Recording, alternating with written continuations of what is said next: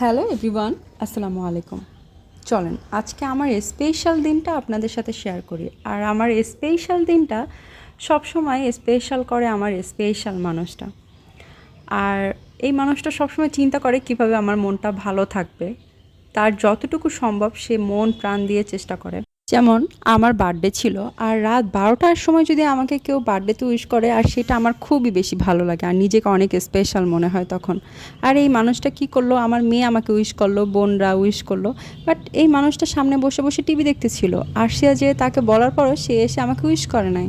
Even সে পরের দিন সকালবেলা উঠে অন্য একটা মার্কেটে চলে গেছে। সে কুষ্টিয়াতে ছিল না, সে কুষ্টিয়ার বাইরে চলে গেছে, তার অনেক ইম্পর্ট্যান্ট কাজ আছে। আচ্ছা যাক, তার কাজ আছে, আমি তাকে কিচ্ছু বলি নাই। সে আমাকে ফোন দিয়ে বলল যে তুমি একটা শাড়ি পরে বিকালবেলা রেডি হয়েও, যে তোমাকে নিয়ে একটু বাইরে যাব, আমি সন্ধ্যার মধ্যে চলে আসবো। যাক, মন তো খারাপ। তার মধ্যে সে দুপুরবেলা আমাকে ফোন দিয়ে বলতেছে তোমাকে একটা সারপ্রাইজ দিতে চেয়েছিলাম কিন্তু দিতে পারি নাই। তারপরে সে আমাকে মোবাইলে উইশ করলো, কিন্তু সে আমাকে সামনাসামনি উইশ করে নাই। অ্যান্ড দেন সে আসার পরে আমি শাড়ি টাড়ি পরে সেই সন্ধ্যার সময় বের হয়েছিলাম, সঙ্গে বাবা মাকেও নিয়ে গিয়েছিলাম।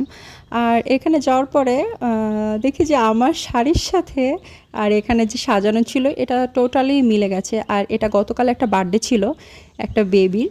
সেইখানে বেবির বার্থডেটা শেষ হওয়ার পরে আমার হাজব্যান্ড নাকি সেখানে আপাকে বলে আসছে যে এটা যেন এমনই থাকে, আমাকে নিয়ে সে আজকে যাবে, এটা ছিল তার প্ল্যান। কিন্তু সে আমাকে এগুলো কিচ্ছু জানায় নাই। সে চেয়েছিল আমাকে একটা বড় ধরনের সারপ্রাইজ দিতে, কিন্তু আমার মন খারাপ দেখে সে আর আমাকে উইশ না করে পারলো না। দেন আমরা ওখানে যাওয়ার পরে ওর বাবা কেক নিয়ে এসেছিলো।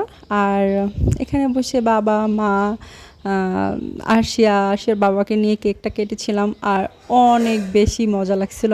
আমি অনেক অনেক অনেক হ্যাপি হয়েছি। থ্যাংক ইউ জাহিদ, তোমাকে অনেক অনেক ভালোবাসি। আর সব সময় এইভাবে আমাকে সব কিছুতে সাপোর্ট করে যেও।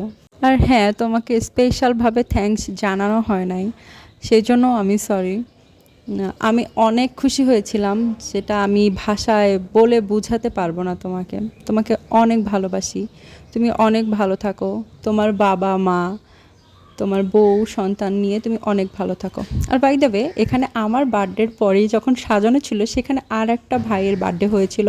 আর আসে এখানে যেও কেক কেটে এসেছে, কারণ আমার কেক কাটার সময় তখন 2-3টা পিচ্চির আসছিল, ওদেরকেও কিছু শেয়ার করেছিলাম। এই তো আপনাদের সাথে সুন্দর একটা মুহূর্ত শেয়ার করলাম। আর সবাই আমার জন্য দোয়া করবেন, আমাদের জন্য দোয়া করবেন, যেন কোনো খারাপ নজর, খারাপ ছায়া আমাদের উপরে না পড়তে পারে। সবাই ভালো থাকবেন আর সবাই আমাদের জন্য দোয়া করবেন। আল্লাহ হাফেজ।